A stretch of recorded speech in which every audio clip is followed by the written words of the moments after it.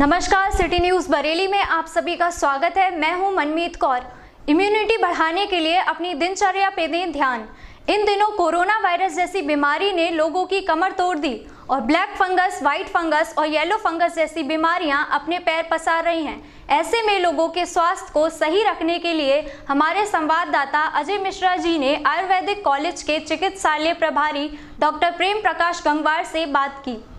हमारे साथ आयुर्वेदिक कॉलेज के जो कॉलेज के इंचार्ज हैं और यहाँ हॉस्पिटल देखते हैं, हम उनसे डॉक्टर साहब से बात करेंगे, गंगवार जी से, कि इसमें गंगवार जी का क्या कहना है। डॉक्टर साहब क्या कहना चाहेंगे इस पर? देखिए, मैं आयुर्वेद के संबंध में कुछ बताना चाहूँगा कि आयुर्वेद जो है पहले था, है और आगे भी रहेगा। और आयुर्वेद ने जो कोरोना संक्रमण को रोकने में अपनी भूमिका निभाई है, उसका कोई विकल्प नहीं है। हर पैथी का अपना सिस्टम है और वो अपने हिसाब से काम करती है। जहाँ जो बीमारी, देखिए महर्षि चरक ने भी कहा ये युक्तिपूर्वक चिकित्सा करनी चाहिए।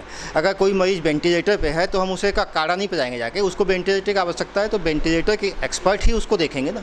लेकिन कोरोना संक्रमण रोकें और वो वेंटिलेटर पे ना पहुँचे, इसके लिए आयुष ने बहुत काम किया है और आयुष डिपार्टमेंट ने आयुष काढ़ा के माध्यम से बांटा है और उससे लोगों की प्रतिरोधक क्षमता इंक्रीज़ की है।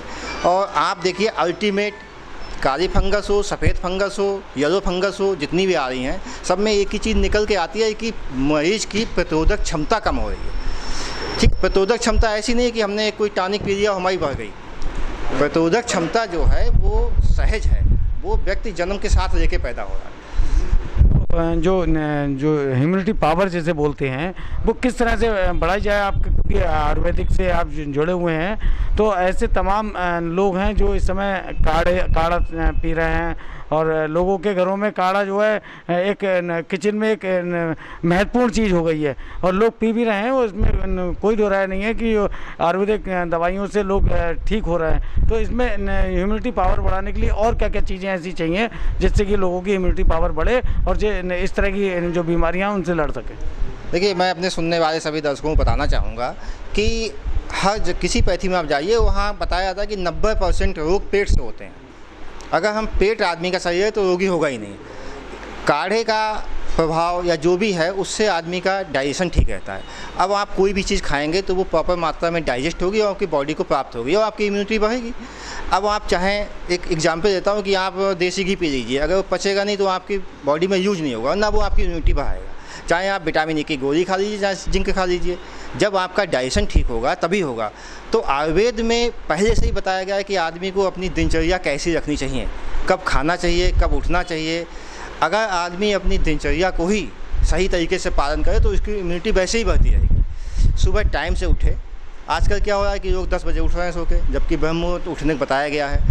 1 घंटे बाद फिर कुछ खा लिया, फिर कुछ खा लिया, जिससे कि क्या है, आदमी को GIT आदमी का डिस्टर्ब हो रहा है, जिसकी वजह से उसकी इम्यूनिटी पावर वीक हो रही है।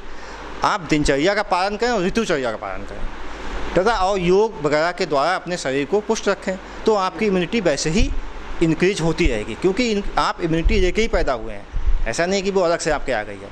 ठीक है, उसको आप ऐसे बढ़ा सकते हैं और आयुर्वेद को अपनी ज़िंदगी में लाएँ तो आपकी इम्यूनिटी वैसी बढ़ती रहेगी।